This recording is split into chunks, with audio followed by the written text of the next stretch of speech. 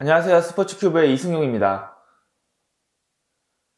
최근 CBA 협약이 갱신되지 못함에 따라서 락다운이 되기 바로 전에 피츠버그 구단은요, 취재기자들을 줌 인터뷰에 초청을 해서 벤 체링턴 단장과 2022년 계획, 그리고 앞으로 나아가야 할 방향에 대해서 이야기를 나눴는데요. 저 역시 그 인터뷰에 참가를 해서 피츠버그의 방향, 그리고 박효준 선수에 대한 이야기에 대해서도 벤 체링턴 단장과 얘기를 나눌 수 있었습니다. 오늘은 본격적으로 그 인터뷰에 대해서 이야기하기 전에 피츠버그라는 도시, 그리고 피츠버그에 있는 프랜차이즈들, 이런 것에 대해서 조금은 이야기를 나눌까 해요. 야구와는 조금 거리가 있는 듯한 야구 영상이 될 예정이니까요. 이런 점 유의하면서 들어주셨으면 합니다. 1979년까지 5번의 월드시리즈 우승, 그리고 10명의 명예전당 선수 배출, 로베르토 클레멘테의 팀이자 약을 하기 전에 정말 진정한 의미의 5툴 플레이어였던 베리 본즈가 바비 보니아와 함께 전성기를 보냈던 바로 그 팀, 많은 인기를 끌었고 전국구 팀이었던 피츠버그가 이번 시즌에는요, 올스타전에 출전한 아담 프레이저를 트레이드하더니 시즌이 끝나자 골드글러브를 수상한 제이콥 스탈링스마저 트레이드를 했습니다. 그리고 최근에는 브라이언 레이놀즈마저 트레이딩 블락에 올라갔다는 소문이 들리면서 팬들의 민심이 그렇게 좋지는 않습니다. 물론 피츠버그의 이번 시즌 이런 트레이드에는 이유는 있습니다. 피츠버그는 현재 수준급 내야수 유망주들을 굉장히 많이 보유하고 있고요. 2021 드래프트에서 전체 1번 픽으로 헨리 데이비스라는 포수 유망주를 뽑음에 따라서 포수와 포지션 플레이어들의 교통정리가 어느 정도는 필요한 상황이었습니다. 하지만 마지막으로 플레이오프에 진출한 2015년 이후로요, 피츠버그는 계속해서 성장한 선수를 내다 팔고, 그로 인해서 유망주들을 다시 얻어오고, 그 유망주들이 다시 성장하면 트레이드 시장에 내다 팔고, 그리고 다시 유망주를 얻어오고, 이 과정을 6년째 반복하고 있습니다. 그렇기 때문에 많은 팬들은 이 무한반복되는 것 같은 이 과정에 굉장히 큰 피로감을 호소하고 있는 중입니다.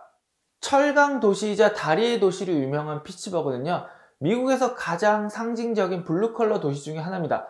세 강의 물줄기가 모이는 곳에 위치해 있기 때문에 거점 도시로서 굉장히 큰 이익을 누렸고요. 1900년대 중반까지는요, 미국에서 시카고, 뉴욕 다음으로 소위 말하는 콧방귀 좀 끼던 도시였습니다. 이런 이유에서 많은 회사들의 본사들도 위치했던 피츠버그는요, 인구수, 그리고 그 도시의 경쟁력이라는 부분에서 1950년대 최전성기를 구가하지만 철강산업이 쇠퇴하고 항공산업이 발달하면서 1980년대를 계기로 급격하게 쇠퇴하기 시작합니다. 그 이후로 많은 회사들이 피츠버그를 떠났고요. 인구 유출도 엄청났습니다. 현재까지 피츠버그에 남아있는 회사들 중에 우리가 아는 회사는요, 케찹으로 유명한 하인스와 미국에서 스포츠용품으로 유명한 딕스가 있습니다. 자, 여러분, 이게 무슨 상관인가 싶으시겠지만 사실은 꽤 깊은 연관이 있습니다. 그리고 바로 이 시점부터 피츠버그 파이러츠란 팀의 운명도 조금씩 내리막길을 걷기 시작합니다. 1992년 플레이오프 진출을 마지막으로 무려 20년 동안 플레이오프에 진출하지 못하는 피츠버그가 됩니다. TMI를 살짝 드리면요, 피츠버그에 있는 모든 스포츠 프랜차이즈 팀들은 검노 혹은 검은색과 금색을 팀의 상징색으로 쓰고 있는데요, 북미에 있는 도시들 중에 그 도시에 있는 프랜차이즈 팀들이 모두 같은 색을 상징색으로 쓰는 도시는 피츠버그가 유일합니다. 생각해보시면 LA 같은 경우도 다저스는 파란색, 하얀색, 에인절스는 하얀색, 빨간색, 레이컬스는 노란색, 보라색 등 소속된 모든 팀들이 서로 다른 색을 쓰거나 아니면 한 팀이나 두 팀이 다른 색을 고르는 경우가 많은데요, 피츠버그 같은 경우는 현재 피츠버그에 있는 프랜차이즈 팀 4팀이 모두 검은색과 노란색을 팀의 색깔로 정하고 있습니다. 이런 점을 보면 어떻게 보면 피츠버그는 굉장히 단결력이 강한 도시라는 느낌이 들기도 합니다. 재미있는 점은 바로 이 시점부터 피츠버그 파이러츠는 90년대를 기점으로 계속해서 팀이 내려오기 시작하는데요, 같은 도시 프랜차이즈 팀인 NHL의 피츠버그 펭귄스와 NFL의 피츠버그 스틸러스는요, 90년대를 계기로 팀이 쇠퇴하는 게 아니고 이 이후에도 계속해서 전국구 팀으로, 인기팀으로 남게 된다는 사실입니다. NFL에서 전통의 강호이자 정말 큰 팬덤을 소유한 피츠버그 스틸러스는요, 이름인 스틸러스를 봐도 그렇고 팀의 홈구장이 하인스 필드인 것만 봐도 정말 피츠버그라는 도시의 특징을 가장 잘 표현하고 있는 프랜차이즈 팀이라는 생각이 듭니다. 내년 9월 NFL 썬데이에 박효준 선수는 이번 시즌처럼 톰 브레디 유니폼이 아니고 스틸러스 소속인 빅 벤이나 클레이풀의 유니폼을 입는 것을 저는 추천해드리고 싶습니다. 아무래도 피츠버그에 있는 스포츠 팬들은 스틸러스 부심이 정말 크기 때문에 박효준 선수가 풋볼 저지를 입는 날에도 검은색, 노란색의 피츠버그 유니폼을 입고 오면 박효준 선수를 더 사랑해줄 거라고 그렇게 믿습니다. 피츠버그 스틸러스가 도시의 쇠퇴, 인구의 유출에도 불구하고 계속해서 리그의 강팀으로 남아있었던 이유 중에 하나는요, 프론트오피스 그리고 감독이 긴 호흡으로 팀을 운영한다는 것을 들 수 있습니다. 스틸러스는 정말로 팀의 캐릭터가 확실한 팀이고 정말 긴 호흡으로 팀을 운영하는 걸로 유명합니다. 스틸러스는 1970년대 이후로 단 3명의 감독만을 두고 있는데요. 놀이 23년간 감독으로 있으면서 4번의 슈퍼볼 우승, 그리고 빌 코우어가 15년간 감독으로 있으면서 1번의 우승을 했고요. 현재 15번째 시즌째 팀을 맡고 있는 톰린 또한 슈퍼볼 우승이 1회 있습니다. 긴 호흡으로 3명의 감독을 뒀고 3명의 감독이 모두 플레이오프에 자주 진출하고 있고 슈퍼볼 우승까지 경험한 피츠버그는 이런 부분으로는 NFL에서 가장 최고라고 팬들 사이에서 소문이 자자합니다. 상대적으로 많은 돈을 쓸 수 있었던 70년대, 80년대와는 달리 최근에 피츠버그 스틸러스는요, MLB로 치면은 템파베이나 오클랜드처럼 정말 작은 돈을 현명하게 쓰는 팀으로도 유명합니다. 이번 시즌 팀 총 연봉인 1억 7,600만 달러는요, 전체 32개 팀 중에 30위에 해당하는 지출이고요. 현재 리그에서 가장 성적이 나쁜 잭슨빌이나 디트로이트보다도 돈을 적게 쓰고 있습니다. 하지만 성적은 가장 힘들다는 디비전에서 5할 이상을 유지하고 있습니다. NHL 팀인 피츠버그 펭귄스는요, 17년 동안 피츠버그 펭귄스에서만 뛴 팀의 전설 마리오 르뮤가 현재 구단주로 있는 팀입니다. 피츠버그에서만 선수 생활을 하고 은퇴한 선수가 팀의 구단주가 되면서 팀은 계속해서 같은 색깔을 유지하면서 운영할 수 있는 그런 특징을 보이고 있습니다. 마리오 르뮤의 마지막 시즌에는 마리오 르뮤가 이뤄낸 그 왕국을 이어받은 시드니 크로스비가 데뷔해서 두 선수가 한 시즌을 같이 뛰었고요. 시드니 크로스비 역시 이번 시즌 마리오 르뮤랑 똑같은 17시즌째를 뛰고 있는데요. 만약에 크로스비가 은퇴를 하게 된다면 마리오 르뮤와 시드니 크로스비 둘 다 한 팀에서만 17시즌을 뛰고 은퇴하게 됩니다.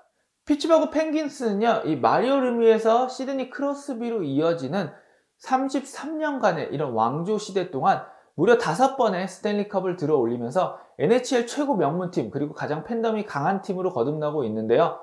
최근에 리버풀과 보스턴 레드삭스를 소유하고 보스턴 베이스 그룹인 펜에이 스포츠 그룹이 보스턴의 NHL 그룹인 보스턴 브루인스가 아닌 피츠버그 펭귄스 인수를 하면서 다시 한번 피츠버그 펭귄스가 NHL 내에서 얼만큼 큰 인기를 자랑하는지를 증명하게 되었습니다. 마켓이 작기 때문에 성적을 낼 수 없다 라고 하는 그런 변명은요, 피츠버그의 스포츠 팬들에게는 받아들여지지 않고 있습니다. 아무래도 같은 도시를 기반으로 한 스틸러스나 펭귄스가 계속해서 강팀을 유지하고 있기 때문에 피츠버그 파이러츠가 마켓 사이즈를 탓하는 것은 팬들이 보기에는 변명으로밖에 보이지 않을 수 있습니다.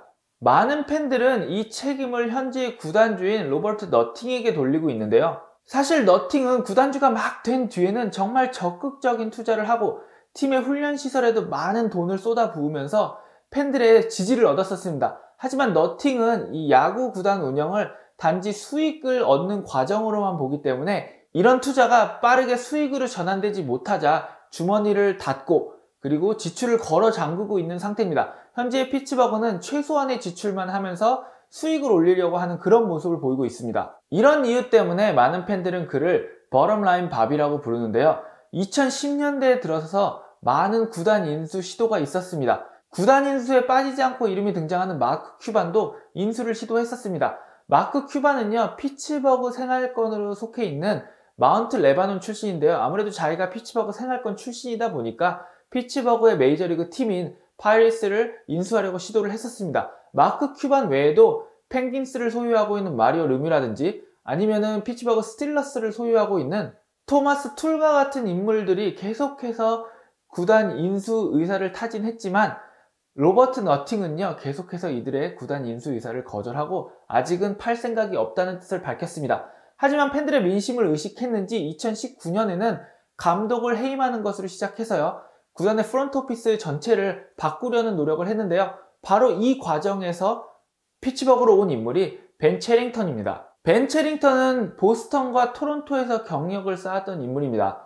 1999년부터 2016년까지 17년간 보스턴 레드삭스의 프런트 오피스에서 일했던 벤 체링턴은요, 테오 옙스타인이 보스턴에 온 2000년대 초반부터 본격적인 활동을 시작했습니다. 더스틴 페드로야와 자코비 엘스버리, 그리고 무키 베츠와 젠더 보가치에 이르는 선수들이 체링턴이 보스턴에 있던 시절에 발굴되고 데뷔한 선수들로 알려져 있는데요.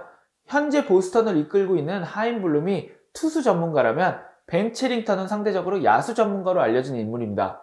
그리고 2016년부터 2019년까지는요, 토론토로 와서 샤파이로와 에킨스를 도와서 토론토의 운영을 도왔다가 2019년이 되면서 피츠버그의 단장으로 왔습니다. 그리고 2020 시즌부터 본격적으로 팀을 운영하기 시작한 벤 체링턴은 현재 2시즌을 끝냈는데요. 어떻게 보면 이 트레이드들은 벤 체링턴의 팀으로 피츠버그가 변화하는 과정에 있는 그런 모습이라고 볼 수도 있겠습니다. 벤 체링턴은 인터뷰를 통해서 기자들에게 본인이 목표로 삼고 있는 팀들은 오클랜드나 템파베이 같이 스몰 마켓을 운영하면서도 계속해서 강팀으로 남을 수 있는 그런 환경을 만들어내는 것에 있다. 그리고 계속해서 퍼즐을 맞춰가는 중이다. 이런 말을 했습니다. 오늘은 야구와는 조금 거리가 있는 야구 얘기였는데요. 재밌게 들으셨기를 바라면서 다음 영상에서는 본격적으로 벤 체링턴과 제가 박효준 선수에 대해서 나눴던 이야기, 그리고 벤 체링턴이 앞으로 팀을 어떻게 운영하겠다라고 얘기를 했는지, 그리고 그 운영 방향과 박효준 선수의 2022년 전망에 대해서 이야기를 나눠보도록 하겠습니다. 지금까지 시청해주셔서 감사하고요. 저는 스포츠큐브의 이승용이었습니다.